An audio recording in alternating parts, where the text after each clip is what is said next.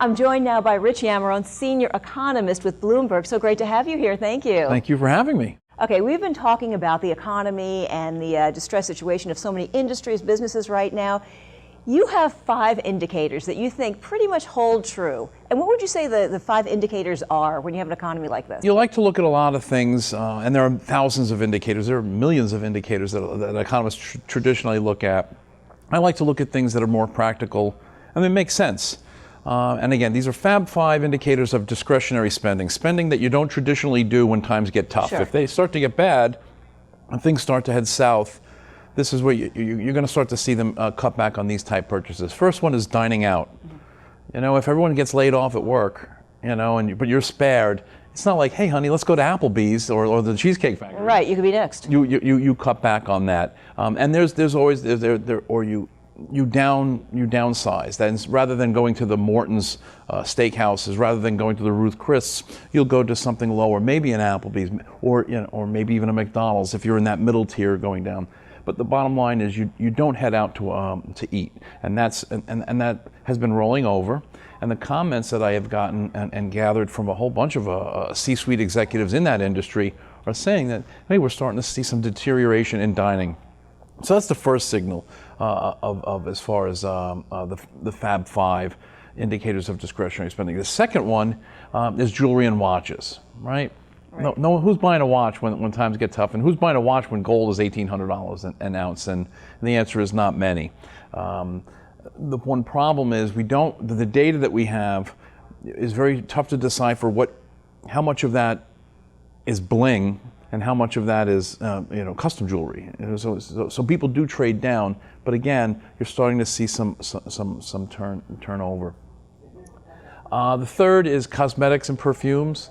Not 100% sure of why that works, but I know as far as a recession indicator, you start to see that going down as well. Oh yeah, absolutely, absolutely. We had one spike about a year ago, a year and a half ago. We had a spike higher, but it was for non-economic reason. It was Taylor Swift had this launch of her perfume, so everybody in the world, every woman and kid in the world had to have this. So that's a non-economic event, obviously. So you throw that data point out and you look at the trends, and then you talk to the executives in this industry, and you start to see that it is in fact deteriorating.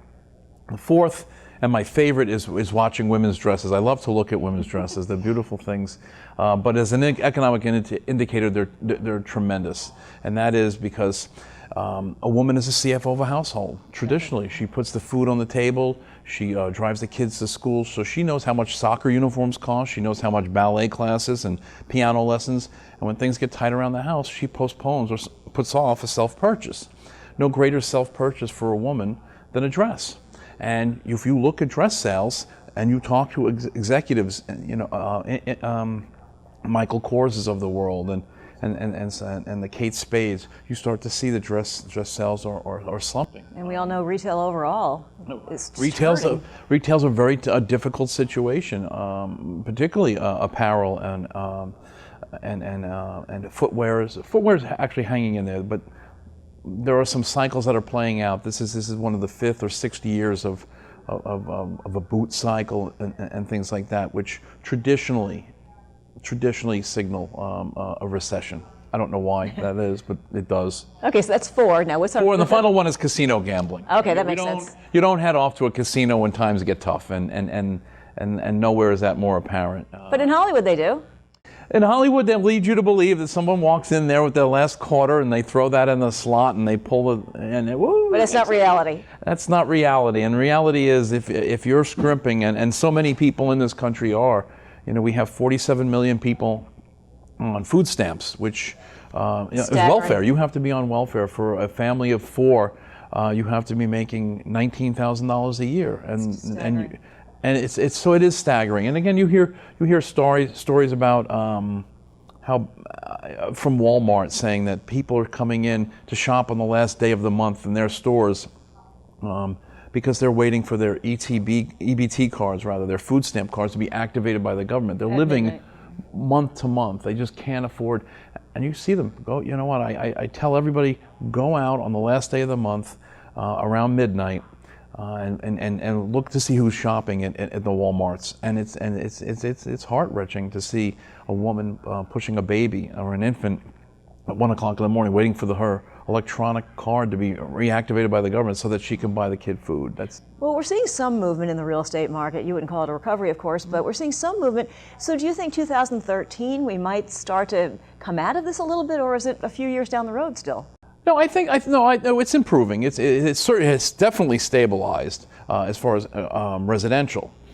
So you're starting to see some pickups. Again, it's a very regional perspective. Not every company was crushed in the housing bubble. I'm sorry, not every county was not crushed in the bubble. And similarly, not everyone's going to recover at the same pace. But you are seeing some elevate, not a bubble, but you're starting to see some pickup in the pace of activity. So, but you're not going to see where we were. You're not going to see. We've had interest rates held at near zero, effectively zero by the Federal Reserve. Very low interest rate environment, and we're still not getting anything. We can't lower them anymore. The next direction for interest rates has to be up. When does that happen? I don't think that anybody knows the answer to that. They have ideas, and some intelligent ideas, but no one knows for sure when that's going to happen. But if that does, and I think that could potentially choke off any additional business. Well, thank you so much. You've given us a lot of good information, and now we know those 5 factors that are great indicators. There you go. Thank you. I had heard that lipstick is also one. Lipstick is